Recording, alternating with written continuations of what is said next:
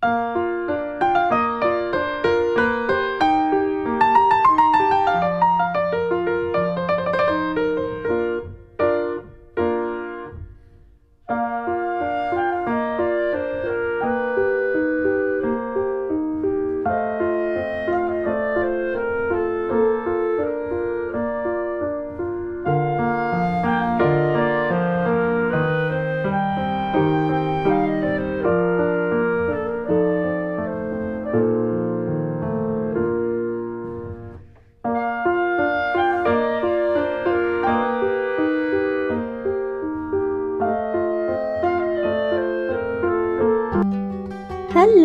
good afternoon everyone.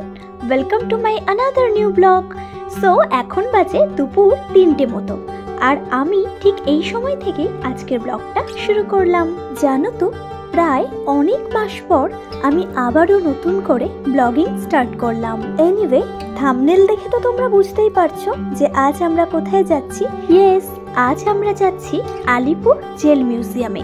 তাই আজকে আমি আমার ব্লগের মাধ্যমে তোমাদের সাথে শেয়ার করব আলিপুর জেল সম্পর্কিত খুঁটিনাটি সমস্ত তথ্য। যেমন ধরো আলিপুর জেল মিউজিয়াম কখন খোলা হয়, কটা থেকে কটা পর্যন্ত খোলা থাকে, টিকিট প্রাইস কত এবং জেল মিউজিয়ামে তোমরা কিভাবে যাবে, সপ্তাহে কোন দিন জেল মিউজিয়াম বন্ধ থাকে, এই সমস্ত তথ্য। তাই তোমাদেরকে রিকোয়েস্ট করব আজকের এই ভিডিওটা একটুও স্কিপ না করে পুরোটা দেখতে থাকো, না হলে কিন্তু অনেক কিছু মিস করে যাবে। তোমাদের সাথে গল্প করতে করতে আমি কিন্তু এখন জেল মিউজিয়াম পৌঁছে গেছি। এবার তোমাদের জানার সুবিধার্থে বলে রাখি, জেল মিউজিয়ামের বাইরেই কিন্তু তোমরা লেফট সাইডে একটা বড় পার্কিং এরিয়া পেয়ে যাবে। সেক্ষেত্রে পার্কিং করতে চাইলে 2 হুইলার নিয়ে আসলে 10 টাকা করে পার আওয়ার, 4 হুইলার নিয়ে আসলে 20 টাকা করে পার আওয়ার আর 6 হুইলার নিয়ে আসলে 50 টাকা করে পার আওয়ার লাগবে। সো চলো এবারে ভিতরে যাওয়া যাক, আর তোমরাও আমার এই ব্লগের মাধ্যমে আলিপুর জেল মিউজিয়ামটা ঘুরে নাও। এবার তোমাদের জানার সুবিধার্থে বলে রাখি, জেল মিউজিয়ামে প্রবেশ করার আগেই বাদিকেই পড়বে একটা কফি হাউস। এন্ট্রি গেট দিয়ে ভিতরে প্রবেশ করার পর কিন্তু তোমরা ফার্স্টে টিকিট কাউন্টার পেয়ে যাবে, যেখান থেকে তোমাদেরকে টিকিট কেটে নিতে হবে। আর এই জেল মিউজিয়ামের এন্ট্রি টিকিট প্রাইস হলো পার হেড 30 টাকা করে। টিকিট কাউন্টারের উল্টো দিকেই রয়েছে এই সুভেনির শপটা, যেখানে তোমরা অনেক রকমের হ্যান্ডক্রাফটের জিনিস পেয়ে যাবে। ব্যাস টিকিট কাটার পর আমরা এখন জেল মিউজিয়ামের ভিতরে প্রবেশ করছি। সো চলো তাহলে এবার পুরো জেল মিউজিয়ামটা ভালো করে এক্সপ্লোর করা যাক। চলো এবার তোমাদেরকে যেতে যেতে বলি যে তোমরা এই জেল মিউজিয়ামে কিভাবে আসবে। আলিপুর জেল মিউজিয়ামের নিয়ারেস্ট মেট্রো স্টেশনের নাম হলো যতীন দাস পার্ক। তাই আমি তোমাদেরকে সাজেস্ট করব মেট্রোতে আসলে কিন্তু অনেক বেশি সুবিধা হবে। তাই তোমরা যেখান থেকেই আসো না কেন যতীন দাস পার্ক মেট্রো স্টেশনে নেমে তোমাদেরকে 1 নম্বর গেট দিয়ে বেরিয়ে একটা অটো চেঞ্জ করতে হবে। দেন সেই অটোটাই তোমাদেরকে আলিপুর জেল মিউজিয়ামের সামনে নামিয়ে দেবে। ব্যাস তাহলে তোমরা ইজিলি এই জেল মিউজিয়ামে চলে আসতে পারবে। এবার তোমাদেরকে বলে রাখি, এই আলিপুর জেল মিউজিয়াম প্রতিদিন সকাল 11টা থেকে বিকেল 5:30টা পর্যন্ত খোলা থাকে।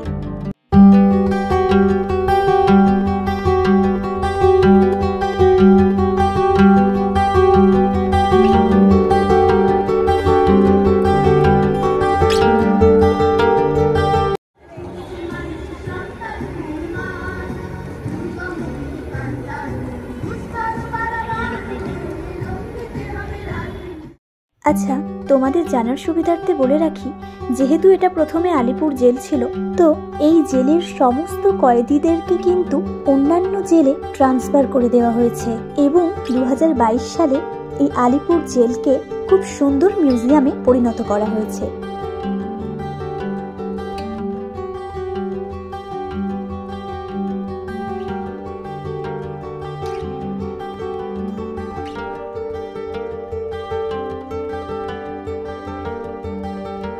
যেমন এই যে শহীদ স্মৃতিস্তম্ভটা তোমরা দেখতে পাচ্ছ, এটা কিন্তু সেই সময়কার সমস্ত শহীদদের স্মরণে বানানো হয়েছে।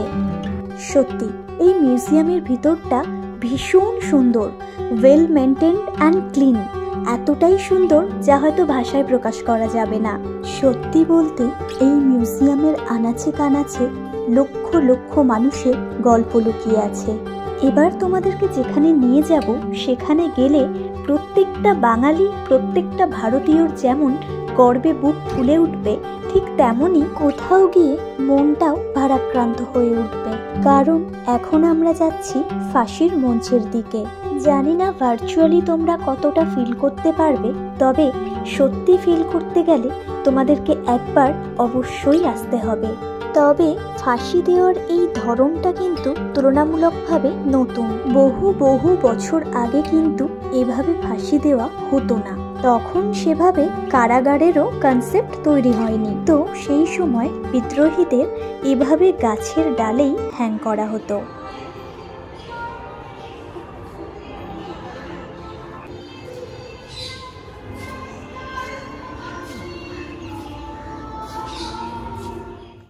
এখানে এসে সত্যি মনটা অনেক ভারাক্রান্ত হয়ে যাচ্ছে। কত স্বাধীনতা সংগ্রামের ফাঁসি হয়েছে এখানে। তোমাদেরকে তো ফাঁসির মঞ্চটা আমি দেখালামই, আর এই সব জায়গাগুলোতেই তারা থাকতেন। এবার তোমাদের জানার সুবিধার্থে বলে রাখি, জেল মিউজিয়াম কিন্তু প্রত্যেক সোমবার বন্ধ থাকে, তাই তোমরা ভুলেও এই দিন জেল মিউজিয়াম ভিজিট করতে এসো না।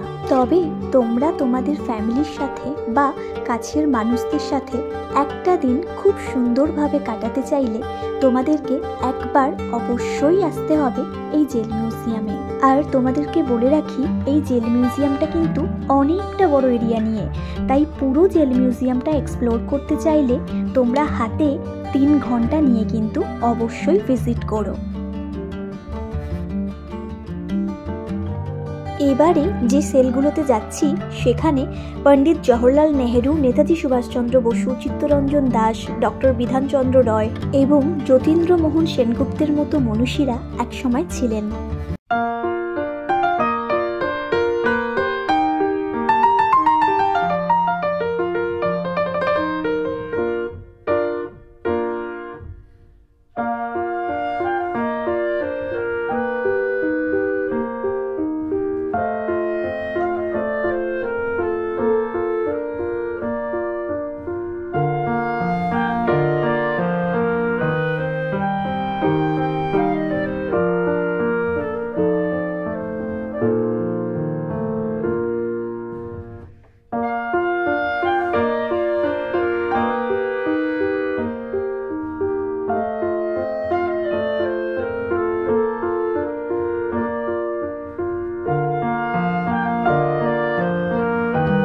ভাবা যায় একদিন এই সেলটিতে ভারতের অন্যতম স্বাধীনতা সংগ্রামী ডক্টর বিধানচন্দ্র রায় ছিলেন। আর এই যে দেখতে পাচ্ছ, এই সেলটিতেই নেতাজি সুভাষচন্দ্র বসু 23শে জানুয়ারি 1930 সাল থেকে 23শে সেপ্টেম্বর 1930 সাল পর্যন্ত ছিলেন।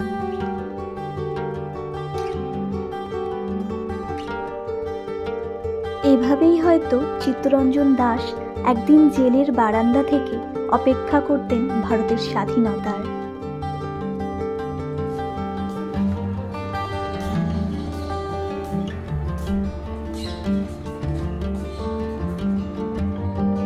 আর এই যে দেখতে পাচ্ছ, এই রুমটা ফাঁসি দেওয়ার পরে ডেড বডিগুলোকে এই রুমে নিয়ে এসে এই বেডের মধ্যে শোয়ানো হতো। সেই সময় ফাঁসি দেওয়ার পর কারোর মৃত্যু নিশ্চিত না হলে তার সাথে এক ভয়ঙ্কর জিনিস করা হতো। হাতের শিরা ও পায়ের শিরা কেটে দেওয়া হতো, তারপর ফিনকি দিয়ে রক্ত পড়তো, আর সেই রক্ত এই যে নিচে সরু নালীটা দেখতে পাচ্ছ, এই নালী দিয়ে বয়ে চলে যেত। এবারে আমরা ইতিহাসের সেই গৌরবান্বিত অধ্যায়ের সাক্ষী হতে চলেছি, যেখানে এই দেশের বীর সংগ্রামীরা সমস্ত বিদেশি বস্ত্র বর্জন করেছিলেন এবং চরকায় সুতো কেটে তৈরি করেছিলেন সমস্ত দেশি খাদি বস্ত্র। তোমরাও হয়তো দেখে বুঝতে পারছো, এখানকার প্রত্যেকটা মূর্তিই যেন জীবন্ত হয়ে উঠেছে।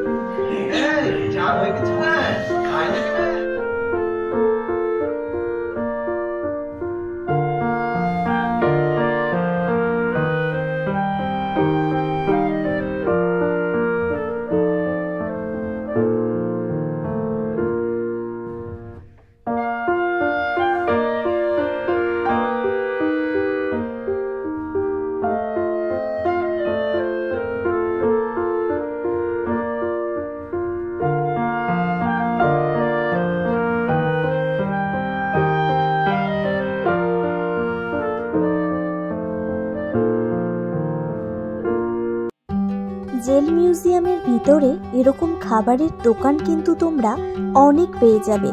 চাইলে এই দোকানগুলো থেকে তোমরা লাঞ্চ করতে পারো। আর এই দোকানগুলোতে চা এবং কফি সবকিছুই তোমরা অ্যাভেলেবল পেয়ে যাবে।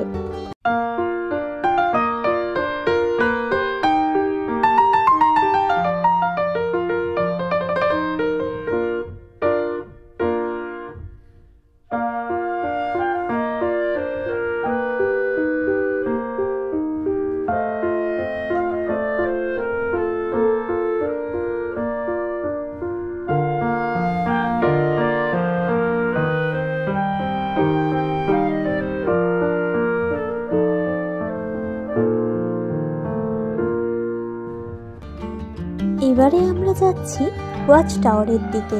এই যে এটাই হলো এখানকার ওয়াচ টাওয়ার। আর এই ওয়াচ টাওয়ার দিয়েই এখানে যতগুলো সেল রয়েছে প্রত্যেকটা সেলের উপর নজর রাখা হতো, সেই জন্য এটাই ছিল তখনকার ওয়াচ টাওয়ার।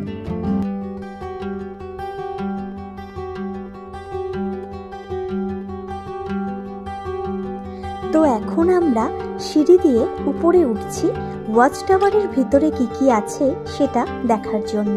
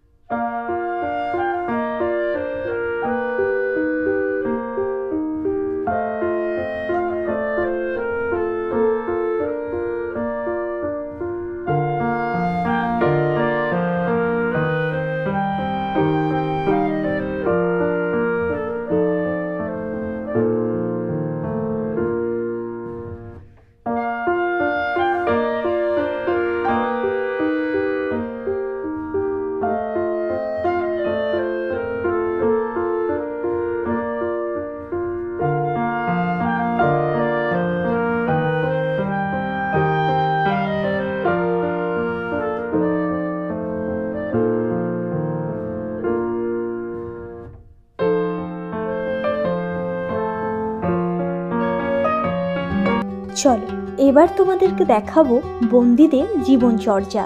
তারা এখানে কিভাবে থাকতো, কি কি করতো, এই সব কিছুই তোমাদেরকে দেখাবো।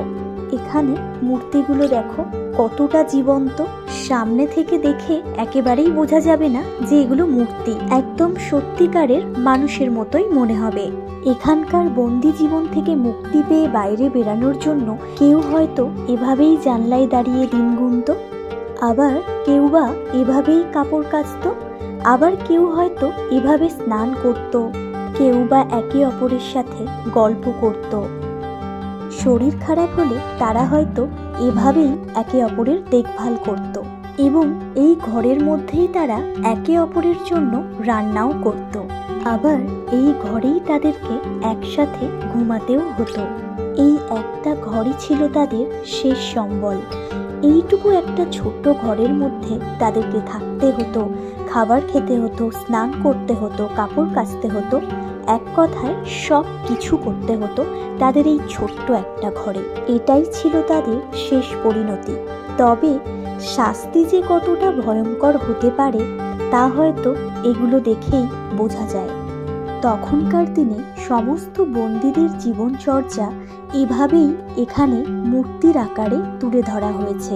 আর এই যে দেখতে পাচ্ছ, আন্দামান সেলুলার জেলের বন্দীদের উপর এভাবেই প্রায় চলত নির্মম অত্যাচার।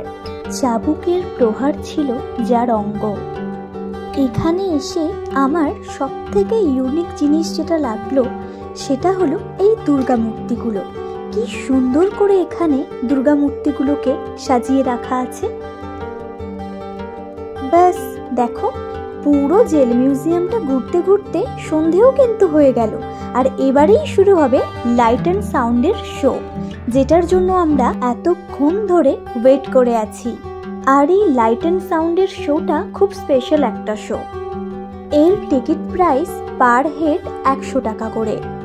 তো আমরা যখন জেল মিউজিয়ামে প্রবেশ করার জন্য এন্ট্রি টিকিট কেটেছিলাম, ঠিক তখনই আমরা একেবারে লাইট অ্যান্ড সাউন্ডের শোয়ের টিকিটও কেটে রেখেছিলাম। যেহেতু এখানে একটাই টিকিট কাউন্টার, তাই তোমাদেরকেও সাজেস্ট করব তোমরা যখন এন্ট্রি টিকিট কাটবে তখনই একেবারে লাইট অ্যান্ড সাউন্ডের শোয়ের টিকিটও কেটে রাখবে, তাহলে তোমাদেরই সুবিধা হবে। এবারে তোমাদের জানার সুবিধার্থে বলে রাখি, এই জেল মিউজিয়ামে লাইট অ্যান্ড সাউন্ডের দুটো শো হয়, একটা বেঙ্গলি শো এবং একটা হিন্দি শো। দুটো শোয়েরই ticket price same, per head 100 টাকা করে। তবে দুটো শোয়ের টাইমিং কিন্তু আলাদা। সন্ধে 6টা থেকে 6টা 40 পর্যন্ত হয় বেঙ্গলি শো এবং সন্ধে 7টা থেকে 7টা 40 পর্যন্ত হয় হিন্দি শো। অর্থাৎ 40 মিনিটের এই লাইট অ্যান্ড সাউন্ডের শোটা হয়। তোমাদের জন্য এখানে আমি লাইট অ্যান্ড সাউন্ডের শো এর টাইমিংগুলো দিয়ে দিলাম, তোমরা কাইন্ডলি পজ করে করে দেখে নিও। আর এই যে বিল্ডিংটা দেখতে পাচ্ছ, এটা কিন্তু ছিল তখনকার দিনে স্বাধীনতা সংগ্রামীদের চিকিৎসালয়। তবে বর্তমানে এটাকে ট্রান্সফর্ম করে আর্ট গ্যালারি বানানো হয়েছে। তো অলমোস্ট এখন সন্ধে 6টা বাজতে যায়, আর এখনই শুরু হবে আমাদের বেঙ্গলি লাইট অ্যান্ড সাউন্ডের শোটা। অ্যাকচুয়ালি বিকাল 5:30টাতেই এই জেল মিউজিয়াম বন্ধ হয়ে যায়, আর তারপর সন্ধে 6টা থেকে শুরু হয় এই লাইট অ্যান্ড সাউন্ডের শো। তবে তোমাদেরকে সাজেস্ট করব, এই জেল মিউজিয়ামে একবার হলেও আসলে এই লাইট অ্যান্ড সাউন্ডের শোটা কিন্তু কেউ দেখতে একদম মিস করো না, কারণ এত সুন্দর একটা শো যা দেখলে প্রত্যেকটা ভারতীয়, প্রত্যেকটা বাঙালির গায়ে কাটা দেবে এবং চোখে জল আসবে। অনেকটা বড় এরিয়া জুড়ে কিন্তু এই লাইট অ্যান্ড সাউন্ডের শোটা হয়। এই যে এখনই শুরু হবে লাইট অ্যান্ড সাউন্ডের শো। তবে এই স্পেশাল শো চলাকালীন ফটোগ্রাফি বা ভিডিওগ্রাফি স্ট্রিক্টলি বারণ করা হয়েছে, আর সেটা আমরা অবশ্যই মেনে চলবো। সো তোমাদের সাথে আবার দেখা হচ্ছে শোটা শেষ হওয়ার পর। ব্যাস, আমাদের শোটা শেষ হয়ে গেছে। টু বি অনেস্ট, চোখে জল চলে আসলো শোটা দেখতে দেখতে। আর এখন আমরা এই আলিপুর জেল মিউজিয়ামের কফি হাউসটা একটু ঘুরে দেখব, আর এই কফি হাউস থেকে একটু কফিও খেয়ে নেব। এই যে আমার মা এখন এখানে বসে ওয়েট করছে কফি খাওয়ার জন্য। এই কফি হাউসের ভিতরটাও কিন্তু বেশ সুন্দর। যাই হোক, কফি খাওয়ার পর আমরা রওনা দেব বাড়ির উদ্দেশ্যে, আর বাড়ি ফেরার পর আমি ভিডিওটা এন্ড করব। সো তোমাদের সাথে আবার দেখা হচ্ছে বাড়ি ফিরে। Hello everyone. সো বাড়িতে ফিরে ফ্রেশ হওয়ার পর আমি আবার ভিডিওটা কন্টিনিউ করছি। তো আজকের এই ব্লগে আমি তোমাদেরকে পুরো জেল মিউজিয়ামটা ঘুরে দেখিয়েছি, এবং আমি যতটুকু জেল মিউজিয়াম সম্পর্কে জানি ততটুকুই তোমাদের সাথে শেয়ার করেছি। আই হোপ তোমাদের এই ব্লগটা খুব ভালো লাগবে। তাই যদি এই ব্লগটা তোমাদের একটু হলেও ভালো লেগে থাকে তাহলে অবশ্যই একটা লাইক করে দিও। আর হ্যাঁ, আরো এরকম ট্যুর গাইড ব্লগ দেখার জন্য কিন্তু চ্যানেলটা সাবস্ক্রাইব করতে একদম ভুলবে না। আর ব্লগটা তোমাদের কেমন লাগলো সেটা কিন্তু আমাকে অবশ্যই কমেন্টে জানিও। সো আজকের এই ব্লগটা এই পর্যন্তই। আবার তোমাদের সাথে দেখা হবে নেক্সট কোনো ব্লগে। সো ব্লগটা আমি এখানেই এন্ড করছি। আবার আসবো একটা নতুন ব্লগ নিয়ে। তাই তোমরা খুব ভালো থেকো, সুস্থ থেকো, আর অবশ্যই আমার চ্যানেলটা সাবস্ক্রাইব করে আমার পাশে থেকো।